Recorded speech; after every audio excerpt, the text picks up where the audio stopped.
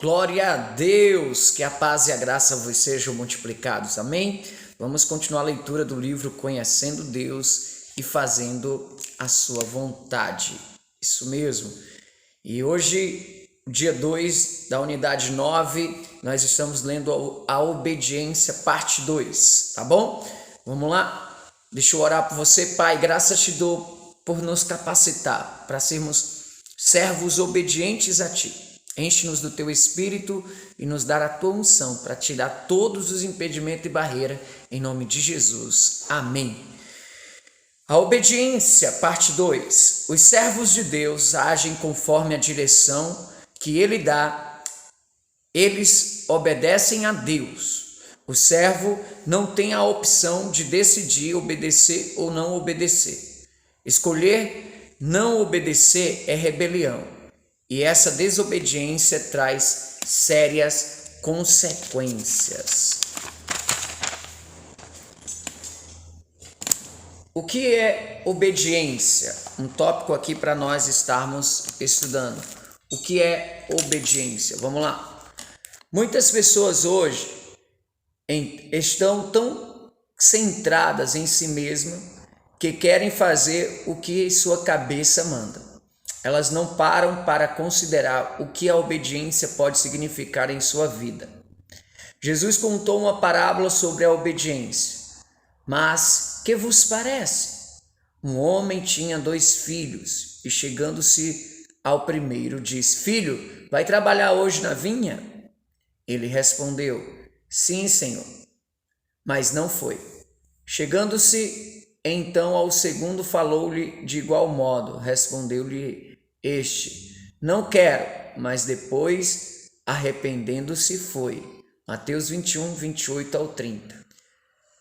E aí, eu acho que já está aqui a primeira tarefa. Pronto. Qual filho fez a vontade do seu pai? Assinale a resposta correta. O primeiro filho ou o segundo filho?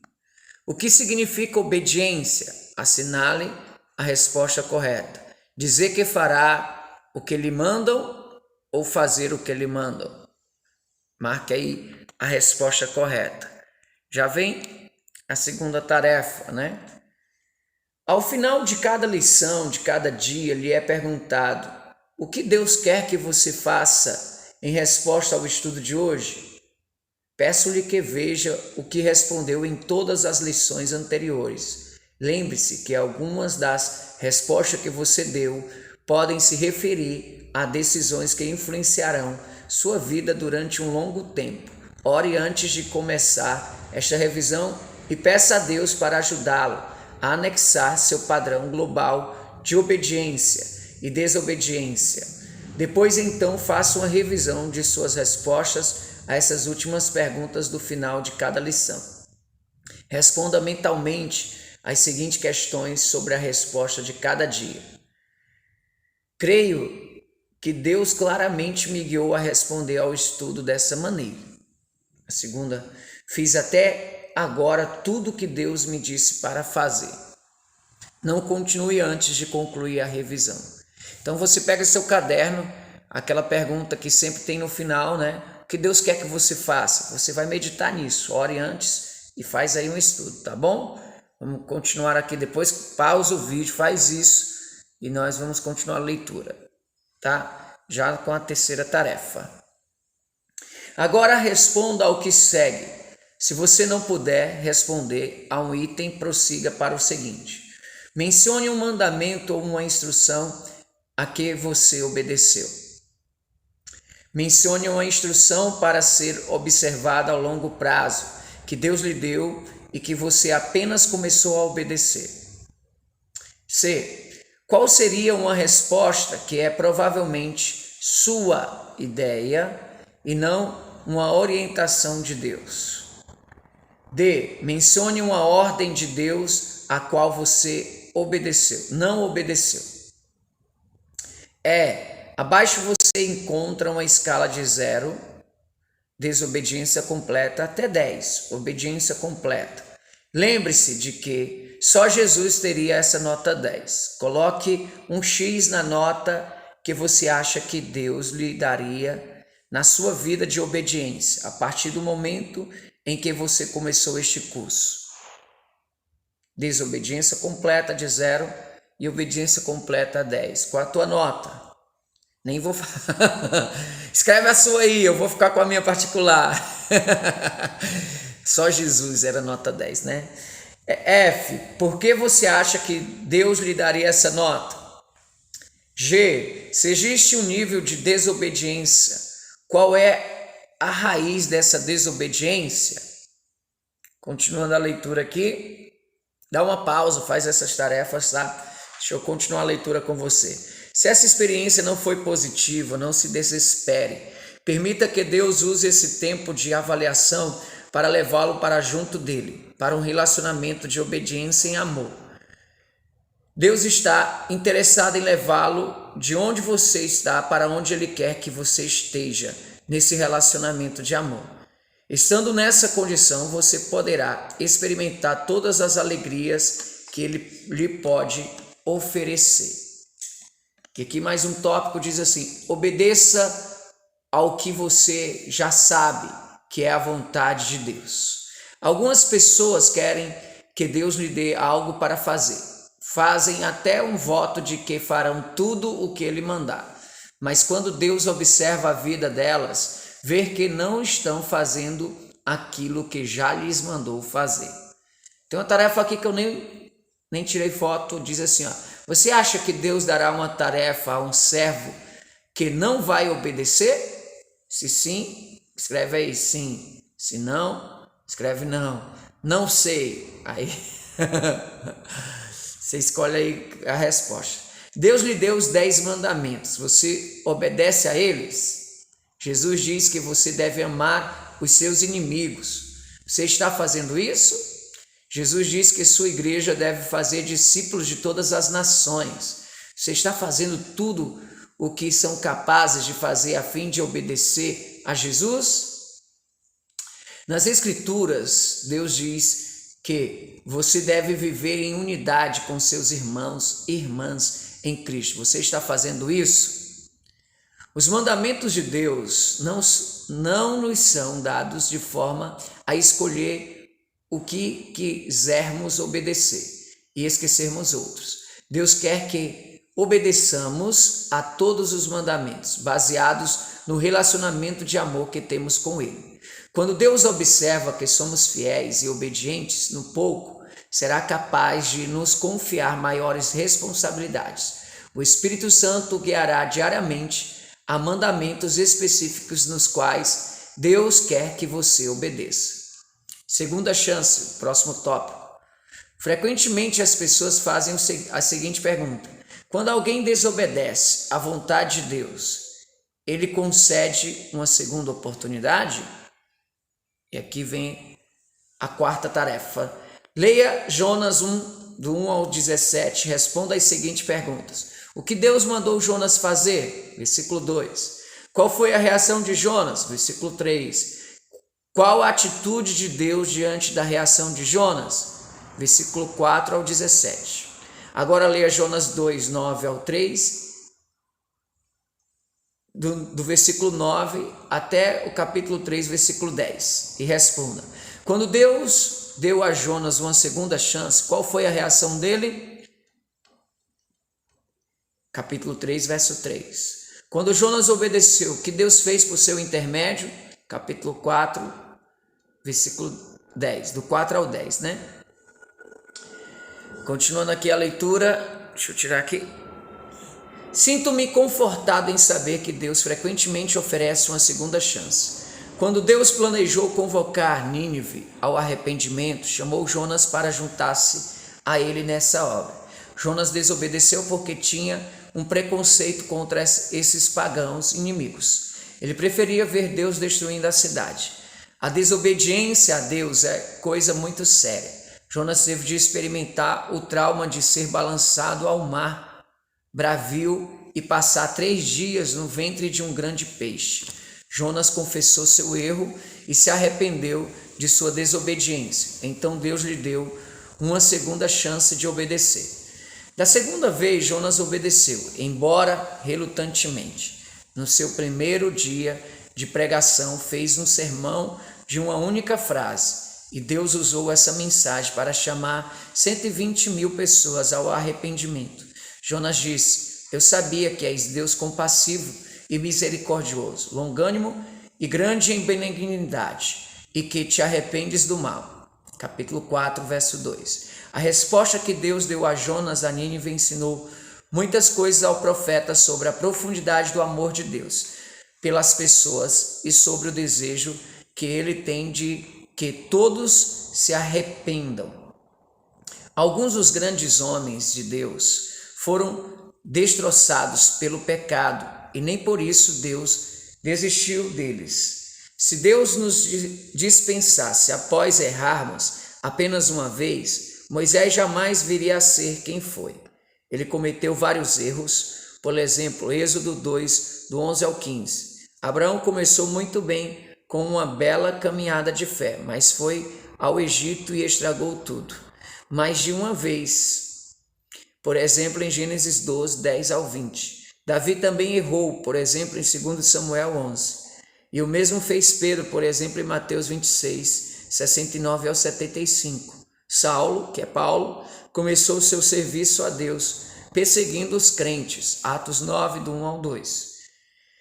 A desobediência custa caro, é o próximo tópico. Diz assim: a desobediência, portanto, nunca é considerada de maneira leviana por Deus. Você leu sobre Jonas, sobre como sua desobediência quase lhe custou a vida. Moisés assassinou um egípcio e isso lhe custou 40 anos no deserto. O pecado de Davi com Betseba custou-lhe a vida do filho. O início do ministério de Paulo foi grandemente prejudicado por causa de sua desobediência. Muitas pessoas tinham medo de chegar perto dele devido à sua reputação de perseguidor dos crentes.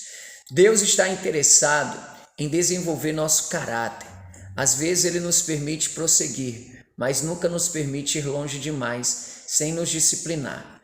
Para que voltemos, Deus pode até nos permitir tomar uma decisão errada, e então o Espírito nos fará reconhecer que essa decisão não é da vontade de Deus. Ele nos traz de volta ao caminho certo e esclarece o que quer de nós, para nos corrigir e nos ensinar seu caminho. Deus até lança mão das circunstâncias de nossa desobediência. Para nos corrigir e nos ensinar nos seus caminhos. Deus até lança mão das circunstâncias de nossa desobediência, a fim de que elas concorram para o nosso bem. Romanos 8, 28.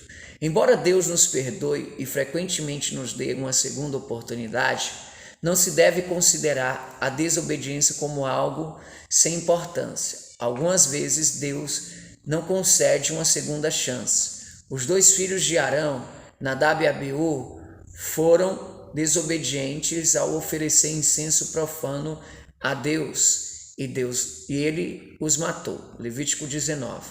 Moisés roubou a glória de Deus diante de todos os israelitas e feriu a rocha, dizendo: ouve agora, rebeldes, porventura tiraremos água desta rocha para vós?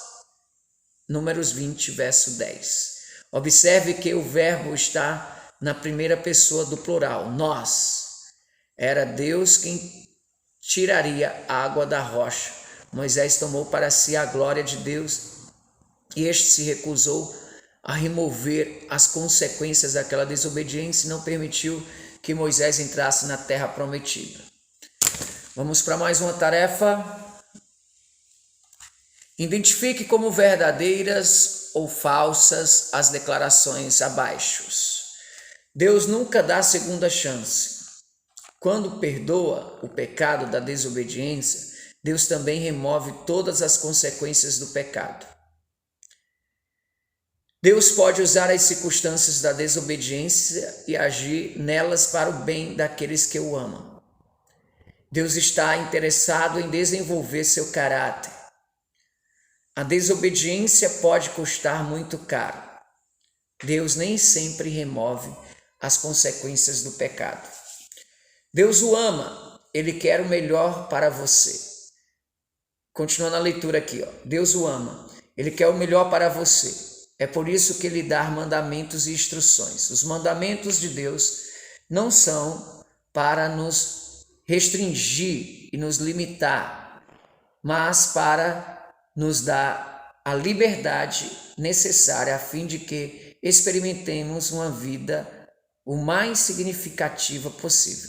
A resposta das questões acima 1 e 2 são respostas falsas, as outras são verdadeiras. A obediência significa... deixa eu apagar aqui. A obediência significa alegria e comunhão íntima com Deus. Existe um hino de John Sammis que nos lembra a relação que existe entre a obediência e a comunhão com Deus. Em Jesus confiar, sua lei observar. Que gozo, que bênção, que paz. Satisfeito guardar tudo quanto ordenar, alegria perene nos traz. Que delícia de amor, comunhão com o Senhor, tem o crente zeloso e leal.